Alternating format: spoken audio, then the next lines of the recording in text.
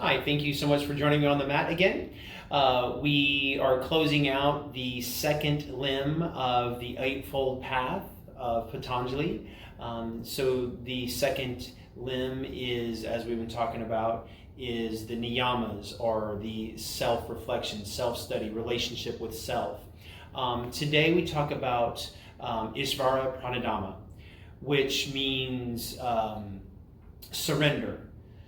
So it can be seen as kind of a culmination of all of the yamas and niyamas together. It's kind of the cap that's put on, but it's not just that. It is kind of a standalone idea, but it also permeates all of the yamas and niyamas.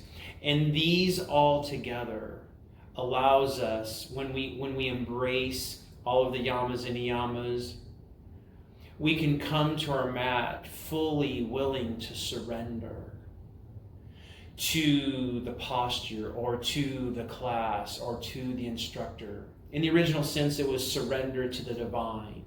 There's a divine in each of us. There's a shining light that's in all of us. We typically hear closing out of a yoga practice the word namaste, which is the highest, or the light in me honors and respects the light in you. So there's this interchange happening. You surrender yourself. And one of the best positions I know to do that is Shavasana. Of course, that's everybody's favorite pose. The dead man's pose. So we talk about the idea of Shavasana. We come to this complete rest position. So don't think of Shavasana, or the final rest position, as just resting. Think of it as an illustration of letting go. It's also called the dead man's pose. So if you think about, ultimately in life, we're going to surrender our spirit, our soul, our life force back to the universe. But on the mat, when we're in Shavasana, we surrender our bodies and allow gravity to hold us. We let go of all muscle control. I like doing a body scan that starts from our toes and slowly works our way up to our knees, our thighs, our hips. And I usually tell my students to allow the sensation of your heels, our other touch points on the mat. Bring your mind's awareness to each one of those touch points, whether it's your hips, your hands, your shoulders. Every time your mind's awareness comes to a body part, allowing it to fall heavy on the mat, releasing control, surrendering it to gravity.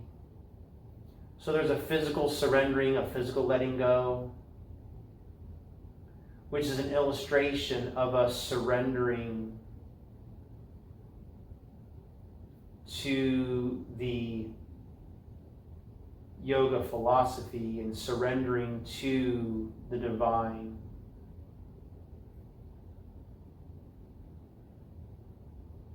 And I usually have my students roll over into a fetal position to their favorite side. Of course, it's nice to grab a block or maybe a blanket to support your neck. That's important. And in this fetal position, we go from dead man's pose, kind of like the phoenix rising from the fire. We are being reborn. So we go to this dead man's pose in Shavasana, to our position of rebirth. And then we emerge from our practice as we come up into our seated position where we close out our practice. In that transition from our practice to dead man's pose, and then from dead man's pose back to our fetal position, illustrating a rebirth, a reborn, I usually bring into the discussion, not the discussion, but the explanation that they're being reborn a new creature. Because when you walk in the studio, a certain attitude or intention, you leave transformed into something completely different. And that's what the yamas and niyamas do for us. That's what surrendering to the divine means. You're surrendering to that transformation. And ultimately, you're letting go of all of those things we talked about that don't serve you any longer. Allowing yourself to become a new creature that's going to serve you and your community and your fellow man. I hope you enjoyed the yamas and niyamas and the discussion. And I hope that it allows you to be transformative and surrender yourself to all the good things that the universe has to offer. Namaste.